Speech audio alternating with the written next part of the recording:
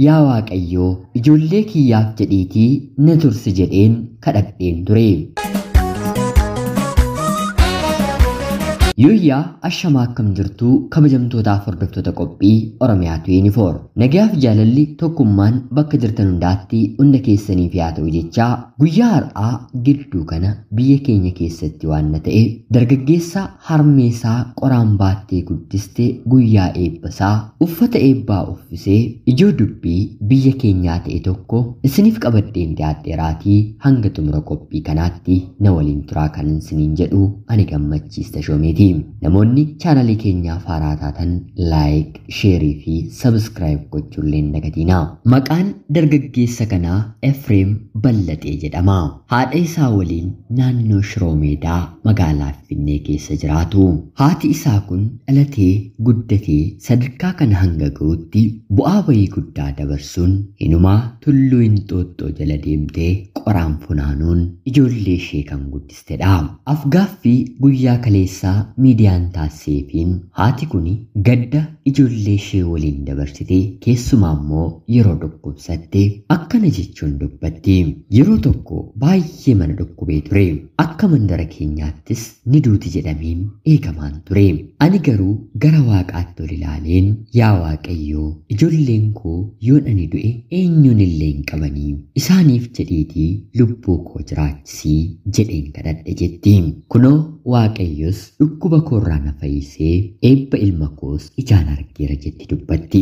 Ilmi ishee Efreem kunillee eebbifamee ba'uu qofa otoo hin taane seenaa yookiin immoo raajii guyyaa eebbasaa haadhasaa waliin raawwateen dhaabbileen hedduu koottu hojii jalqabii jedhanii gaafachaanii akka jiran adeemsarraa akka jiru dubbata.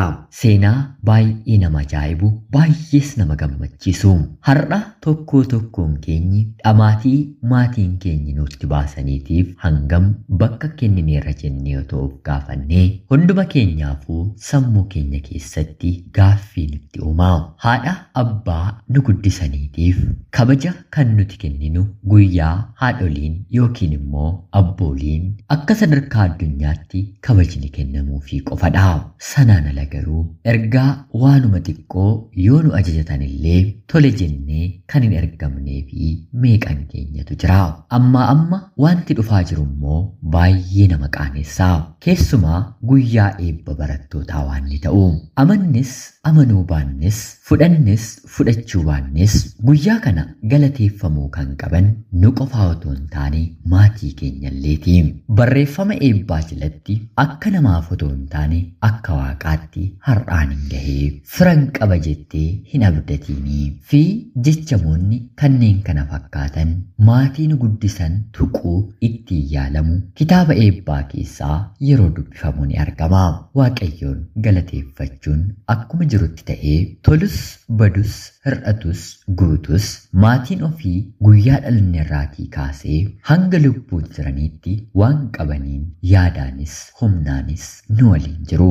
Hiriyoota jaallannee hiriyoonfanne irraa sababoota garaa garaatiin adda ba'uu ni dandeenya ta'a. Haa ta'uutii garuu maatii dhiigni isaanii dhiiga keenya ta'een yaannii fi gochaan keenyi otoma walitti bu'eellee kan walitti nu fide hiddaa fi dhiiga keenya waan ta'eef hanga lafa kanarra jiranitti walirraa fagaachuun wal yaaduu dhiisuun baay'ee namatti ulfaata. Dargaggeessi kun hunda keenyaaf fakkeenya. Haati isaa soorettii gamoo gurguddaa hedduu kan ijaarratte miti. Haati isaa konkolaataa hedduu qabaattee magaalaa Finfinnee keessa nama beekamtu miti. Haati isaa baay'ee bareedduu fira hedduu kan qabdu ijoollee ishee qanansiistee mana barumsaa guddaatti barsiistee bakka kanaan kan geesse miti. Haati isaa konkolaataa kontiraata fuutee fi mana haga mana barnootaa isaatti akka deddeebi'uuf baasii guddaa baastee itti dhamaatee dargaggeessa kana kan barsiiste miti. Haati isaa uffata qaalii ta'an kophee biraandii moobaayilii ammayyaa gatii gurguddaa bittee uffistee dargaggeessa kana kan barsiiste miti.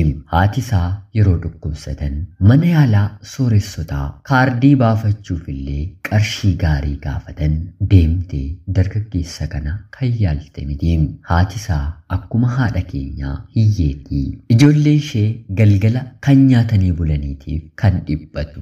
Tulluutti baatee qoreen otoo waraantuunii qoraan funaantee gatiima qoraan kanatti kanfalamuuf ija nama meeqaan si'a meeqa arrabsamtee mucaa ishee sadarkaa kanarra ga'uuf jecha ba'aa arraba namaa hedduu namatti ulfaatu kan baatte uffata mana namaa miicuun biddeen mana namaatii tolchuun bishaan namaaf guuruun olmaa ishee yeroo hundaa kan ta'e waa'ee isheetti otoo hin taane waa'ee ijoollee isheef takkaa dadhabe kan hin jenne haadha raajiiti. Sababa ijoollee ishee guddisuuf dhiphattuun guyyaa tokko fuula isheerraa fuula gammachuu argitee hin beektu. Jireenyi itti tolee haadha jiraattu miti. Haa ta'uutii garuu guyyaa kana nan arga jettee abdiidhaan rabbitti kennattee eegaa waan turteef guyyaa ilmi ishee eebbifame kana kolfi fuula isheerraa dibfameera. Kolfi sun kolfa laayyoo miti. Guyyaa kana ga'uuf rabbiin kadhatteetti. Akka ilmi ishee eebbifametti otoo hin taane akka boqonnaa argatteetti keessi ishee yaada. Dhugumattis ilmi deesse ilma gatii haadhaa dhawwatu dhorkatu otoo hin taane waan xiqqoo sammuu isaa bal'aan yaadee hojii umurii isaa guutuu harmeen ishee dalagdee isa barsiisaa turte. Guyyaa ofiidhaaf hawwiin eegaa ture. Guyyaa kanatti dadhabina koorraa dadhabina haadha kootu harka meeqa caala jedhee dugda isaatti qoraan baatee gonfoo eebbaa mataatti godhatu mataa haadha isaarra kaa'ee uffata eebbaa ofii uffatu haadha isaa uffatee nu illee ajaa'ibsiise. Ilmi kun gatii haadha isaa hin daganne. Har'a bifa kanaan kan yaadate jaalala inni harmee isaaf qabuun bor sadarkaa kamirra akka geessisuuni tilmaamuun baay'ee ulfaatu. Haadha jechuun haadha akkanaati. Yoo dahanis ilma akkanaati. Haati isaa hiyyeessa waan taateef haadha hin qabu kan jedhu tokko lama miti. Haati isaa isa guddisuuf jettee godaannisa waan qabaatteef hiriyoota isaatiin haadha koorra jechuurra hojjettuu mana keenyaati jedhee kan ofirra dabarse ilmi haadha isaatti qaana'u tokko lama miti. Olmaan haadha ofii garuu kanaan illee kan falame kan xumuramuun ture.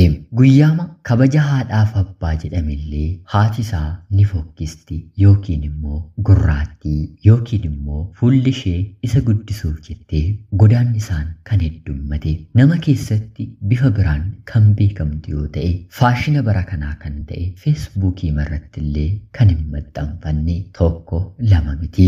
Hedduun keenya wal beeknaa. Dhugaa dubbachuuf garuu akka haadha qabaachuu akka maatiin ofii yeroo namarra jiraatanii wanti nama boonsu hin jiru. Haati ofii otoo hadhooftees haadhuma ofii. Haati immoo hiyyoomtee hadhooftee lubbuun namaaf haa jiraattu.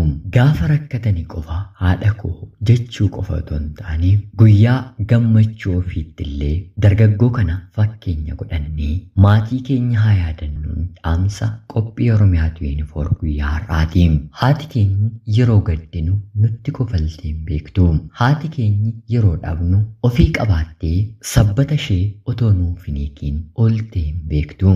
Haa gurraacha'anis haa jaarsomanis haa qallatanis haa fokkisanis maatiin ofii maatii ofiitii bakka jiranitti kabaja haa kenninuufi. Hanga yoonaa yeroo keessan naaf kennitanii miira jaalala haadhummaatiin kuftanii dhaggeeffachaa kan turtaniitiif guddaa galatoomaa jechaa laayik sheerii fi namoonni chaanalii keenyaaf haaraa taatan sabskiraayib gochuun akka na deeggartan kabajaan isin gaafachaa. Hedduun keessan Oromiyaa 24 hojjechuu ni dhaabde moo viidiyoon kee nu biran dhufu jettanii na gaafachaa jirtu. Sabskiraayib maddii mallattoon nootifikeeshinii bilbila fakkaattu jirti. Ishee tuqachuu dagattaniittu irra deebisaatii tuqadhaa. Guyyaa guyyaatiin Oromiyaa 24 isin dhaqqaba jechaa bal'iseen kanaan olitti akkan dalaguuf sheerii fi laayik gochuun na jajjabeessaallee jechaa seenaa barsiisoo gara biraatiin hanga walitti deemnutti bakka jirtan maraan turtii gaarii isiniif hawwaa.